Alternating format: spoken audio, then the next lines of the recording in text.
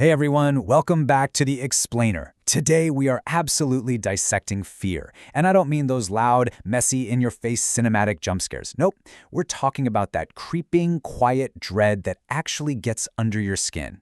We're going to look at how writers can construct sheer absolute terror using nothing but tiny, fragmented pieces of text, literally without ever showing you a single monster. So today, we're exploring the anatomy of a scare.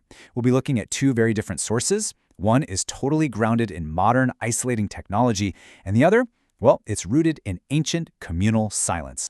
By the end of this explainer, you'll see exactly why the unseen is always, for sure, far more terrifying than what we actually see.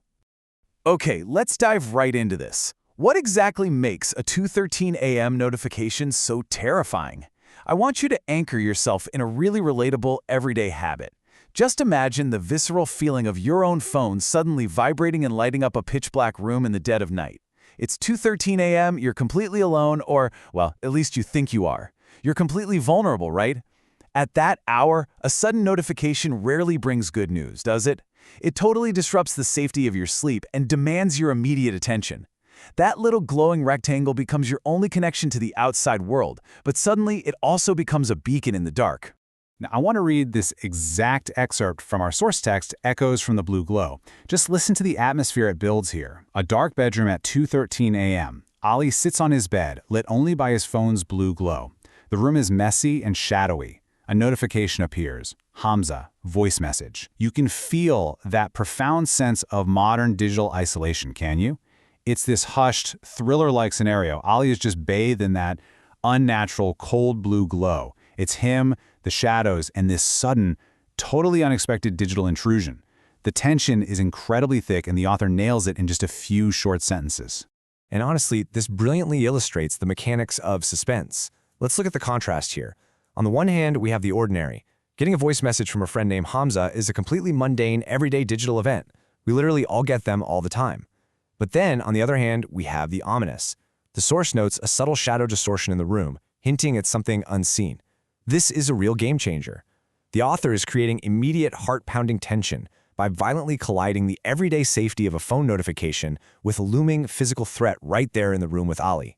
It's that exact contrast that creates the fear. So, how do we get there?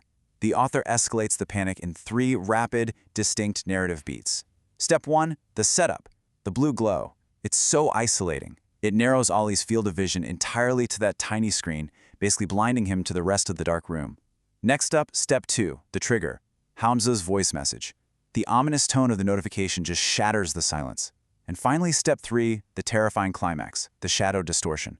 While Ali's completely distracted by the screen, the environment around him shifts. It's just a beautifully structured escalation of pure dread. Now, what's really wild about this scene is how the terror is actually communicated to us, the audience. We never see the shadow clearly. We definitely don't see a monster.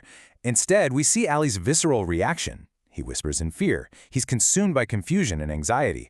We get this tight close-up of his shocked face, his eyes reflecting that blue screen, all surrounded by a tense, eerie silence. Because the threat remains unseen, Ali's terrified physical reactions have to do all the heavy lifting. His fear literally becomes our fear.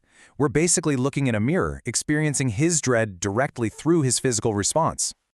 All right, we're going to pivot sharply now. We are moving from a claustrophobic, messy bedroom in the dead of night to a completely different kind of fear. We're transitioning from the modern digital isolation of Ali's world into a second text fragment from our sources. This one hints at the timeless, dusty tension of rural paranoia. It's a huge shift from an immediate physical threat in a dark room to the implied psychological tension of a frightened community, likely happening right in the stark light of day. And this brings us to a single sentence from our source material, just 10 words. When Ayan asked why, the villagers exchanged frightened glances. I really want you to stop and think about how much unspoken horror is packed into those 10 simple words. Ayan asks a question, maybe about a local rule, a forbidden place, or even a sudden disappearance. And instead of an answer, he gets silence. He gets frightened glances. It is deliberate, it's dramatic, and it is just incredibly chilling. Understanding exactly why that silence is so effective comes down to a concept called communal paranoia, or the unspoken gap.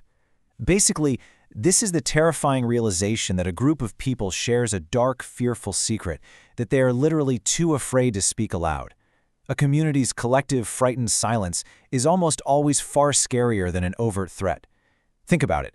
If a whole village of hardened rural people is too terrified to even answer a simple why, if they can only communicate their dread through sideways glances, whatever they're hiding must be absolutely, unspeakably horrific. So let's synthesize these completely opposite environments. In Ollie's world, the fear is modern, it's isolated, nocturnal, and highly digital. But in Ayan's world, it's rural, communal, likely in the stark light of day, and deeply ancient. Yet somehow, both fragments achieve the exact same result, a profound feeling of helplessness and creeping dread. In both scenarios, the protagonist is left entirely in the dark about what is actually happening. It's pretty incredible how two totally different settings can hit the exact same nerve. And this brings us to the ultimate takeaway of this explainer. True horror is what is hinted at, not what is shown. Whether it's a subtle, shadowy distortion in the corner of a messy bedroom, or a terrified, unspoken glance shared between villagers, the absolute scariest tool in a writer's kit isn't blood or monsters or cheap jump scares. No way. It is your own imagination. The author creates an empty space, like a shadow or a heavy silence, and your brain just rushes in to fill that void with your own personal worst nightmares. It works every single time. Which leaves us right back where we started, sitting in the dark, staring at a glowing blue screen.